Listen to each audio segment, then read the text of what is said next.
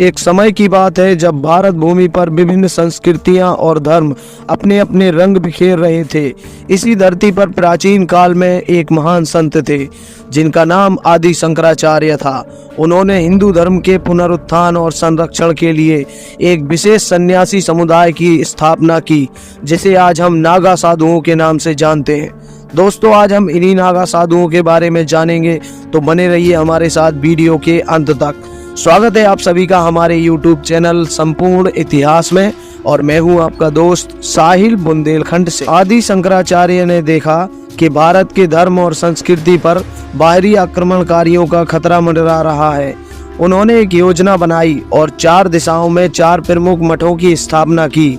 इन मठों के साथ साथ उन्होंने 10 अखाड़ों की भी स्थापना की, जिन्हें धर्म की रक्षा और प्रचार कार्य सौंपा गया। ये अखाड़े ही नागा साधुओं के प्रशिक्षण और मार्गदर्शन के केंद्र बने। नागा साधु बनने का मार्ग आसान नहीं था।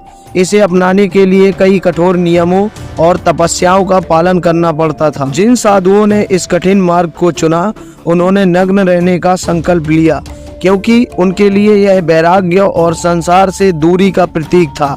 वे अपने शरीर पर भस्म यानी कि राख लगाते थे, जो उनकी तपस्या और शुद्धता का प्रतीक था। उनके लंबे बाल और रुद्राक्ष की माला ही उनकी पहचान बन गए थे। इन नागा साधुओं का मुख्य उद्देश्य आत्मज्ञान प्राप्त करना और मोक्ष की प्राप्ति करना था। वे दिन रात साधना करते थे, ध्यान में लीन रहते थे और ब्रह्मचर्य का पालन करते थे। उनकी साधना और कठोर तपस्या ने उन्हें एक विशेष आभा प्रदान की थी, जिससे लोग आकर्षित होते थे। समय के साथ नागा साधु भारतीय संस्कृति और समाज का अभिन्न हिस्सा बन गए।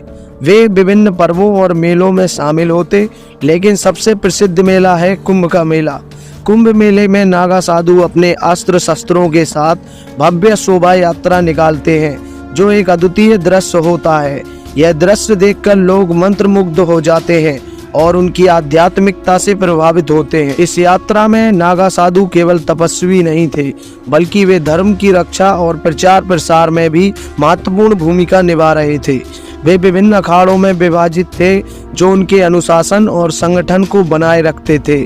जूना अखाड़ा, निरंजनी अखाड़ा और महानिर्वाणी अखाड़ा जैसे कई अखाड़े इन साधुओं के प्रमुख केंद्र बन चुके थे। इस प्रकार नागा साधुओं की कथा हमें एक ऐसे समुदाय की याद दिलाती है जिसने अपनी कठिन तपस्या और अनुशासन से भारतीय संस्कृति और धर्म की रक्षा की।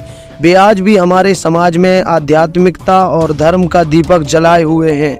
उनकी यह कहानी हमें सिखाती है कि सच्चे तपस्वी वही हैं जो कठिनाइयों का सामना करते हुए भी अपने मार्ग पर अडिग रहते हैं। दोस्तों, उम्मीद है कि वीडियो आपको पसंद आई होगी।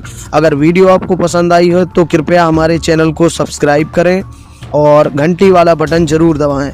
हम जल्दी हाजिर होंगे किसी और अन्य महत्वपूर्ण कहानी के साथ। तब तक के लिए धन्यवाद।